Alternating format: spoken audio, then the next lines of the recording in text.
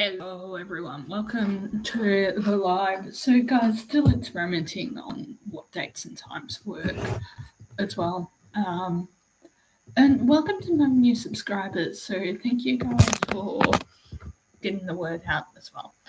So I've got some new guys back soon. Got some new content coming out. Really excited to talk about that one as well.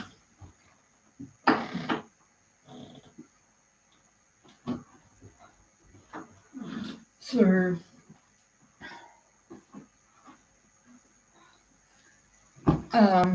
talking about going back to paid work, how it is a bit of a learning curve, and the things I'm learning around self-responsibility, self-accountability, risk management, risk benefit,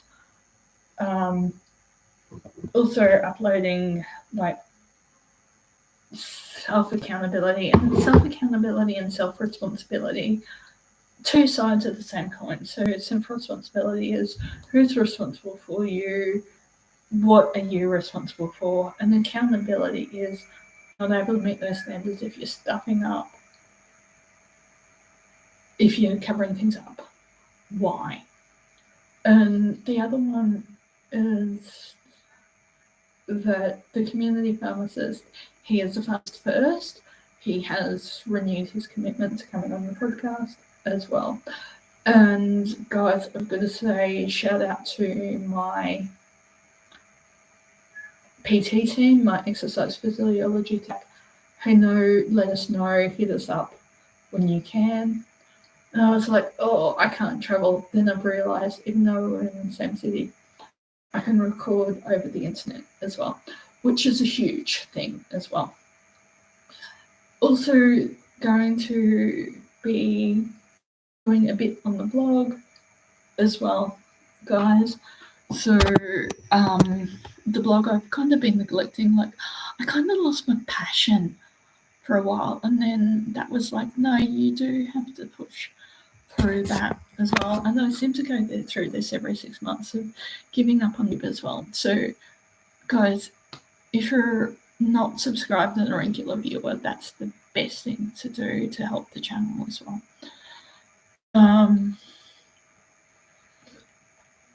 So guys, what are the content do I have coming? Yes, guys, I have two phones. One's my recording phone, one's my actual phone. I'm talking about self-responsibility and support as well. Talking about risk benefits, how everything in support is designed around people not getting hurt, but sometimes we actually learn from risk. Also talking about the weight of low expectations and that sometimes we need to have a higher expectation in our disabled community. That might just be dressing appropriately, that might be talking to people appropriately as well. That might be finding the right day centre for you. That might be finding the right activities out of the house for you as well. So that's a really big thing as well. So guys, that's also doing a bit of work as well. So that's a really big one, is this for me is being able to my subscribers as well. It's saying thank you to you guys. And guys, I do go to the sleep doctor this Tuesday, which I'm actually really excited about because, guys, my sleep is something that has not been great for a while. And this is where it is hard in Australia to get into bulk billing doctors. It is hard to get properly diagnosed. It is hard to get on the NDIS. This is why the deficit-based approach is something I actually do agree with, because yes, we do need to cut back, and we do need to cut back on the service providers that are rorting the system. And this is where I am a huge advocate of being accountable. And so if you have support workers that are registered with whatever agency that's set up, it might be the Quality and Safeguards Commission, it might be their own registration board. It makes sense to me that they would come under APRA, which is the Australian Health Practitioners Agency as well. So that makes sense as well. So that's where I'm a huge believer in that NDIA needs to definitely have a deficits-based approach, because how can you get funding for something that you're already skilled in?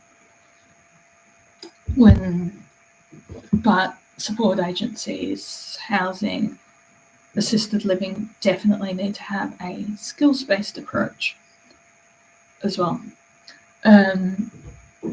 Guys, going to be practicing what I preach around getting my health sorted, getting my sleep sorted, being accountable to others as well.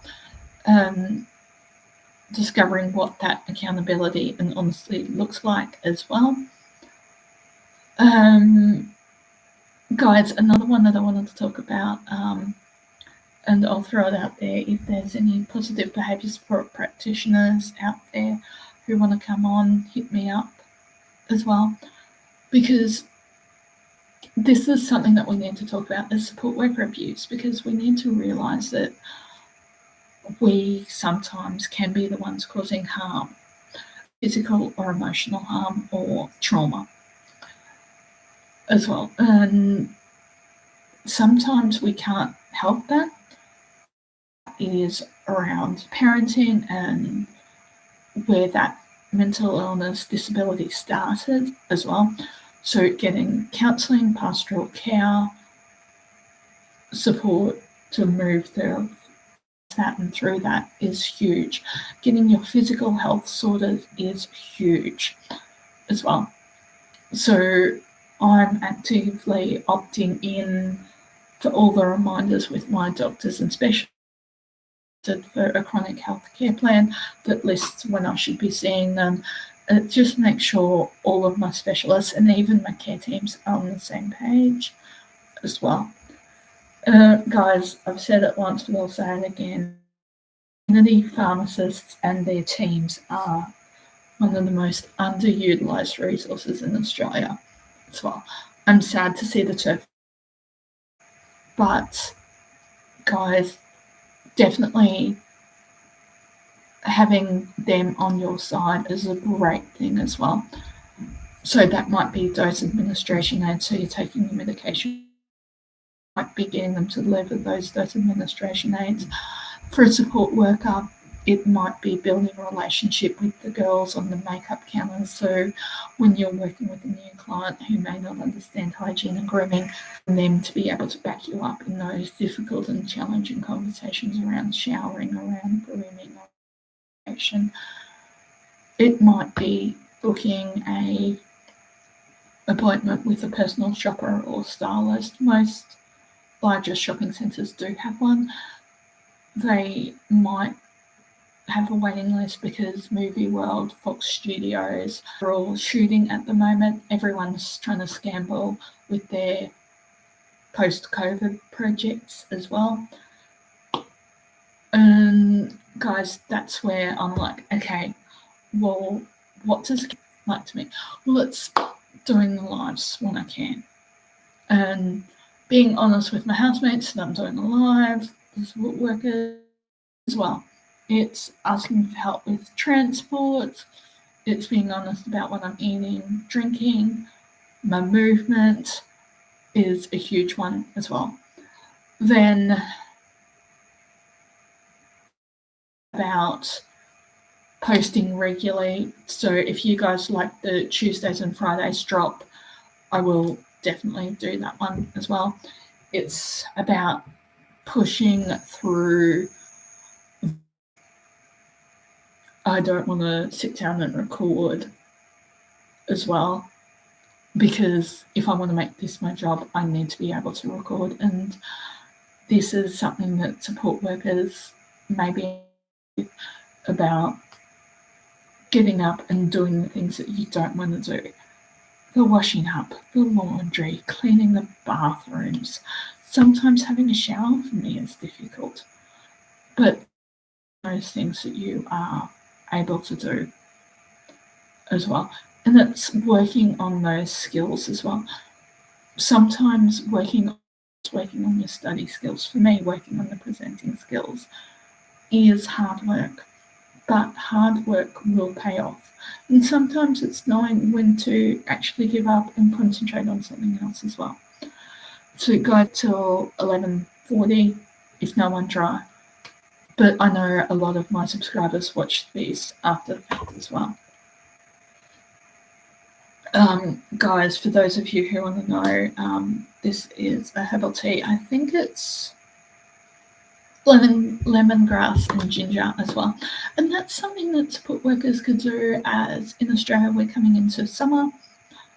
Gardening, whether that be a communities garden, whether that be a day centre garden, whether that be gardening for other people through supported employment. And don't knock supported employment in day centres. I know it was a bit iffy, but I finally found one that I fit into, which is absolutely amazing. That is amazing for me as well. And so all places where you can learn, have connections, be accountable. But one thing that I'd love to talk about is support worker abuse, because a lot of agencies will cover up support worker abuse, where I think actions have consequences.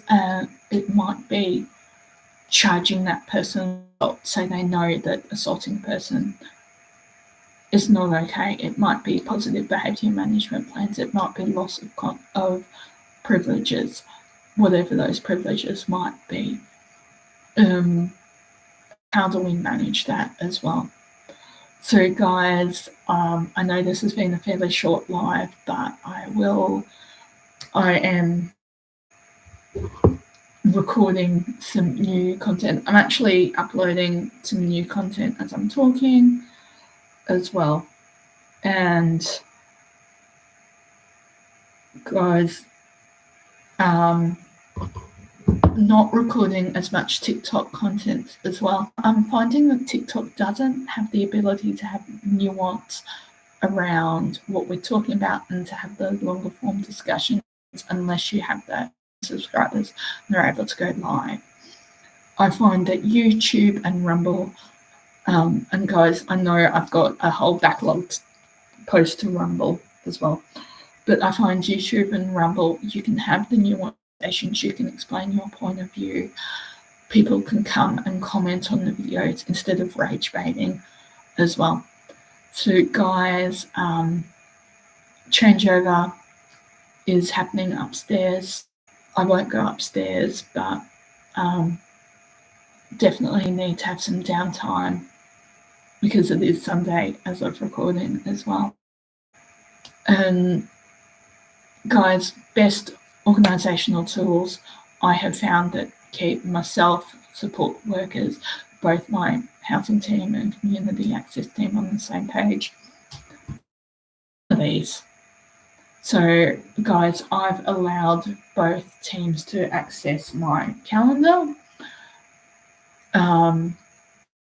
Those who need to know, so my housemaid, my support workers and my housing team, I can't see their calendars, and my community access team, so they know if I'm going swimming to bring some togs or some swimmers, if I'm planning to go down and see mum and dad to bring a cut lunch. If I'm recording that day, they can mention that they do on camera.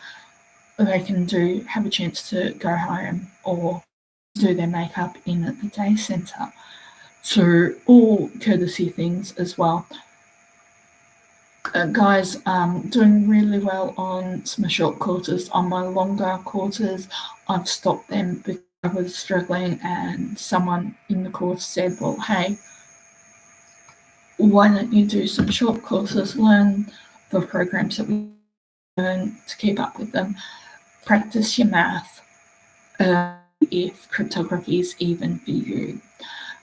And this is where I'm saying, well, what is the benefits of the study? Well, I've learned that I may not have the math skills for cryptography, but I've got my study revision, taking good notes, the discipline, putting aside time for study, putting aside time for my hobbies as well. So it has not been worse as well. Guys, I really need to go and have some lunch. So if you're watching this after, thank you very much. And please, 80% of my audience is unsubscribed. Best way you can support the channel is to subscribe. Help me to get to that 1,000 subscribers by Christmas. See you guys.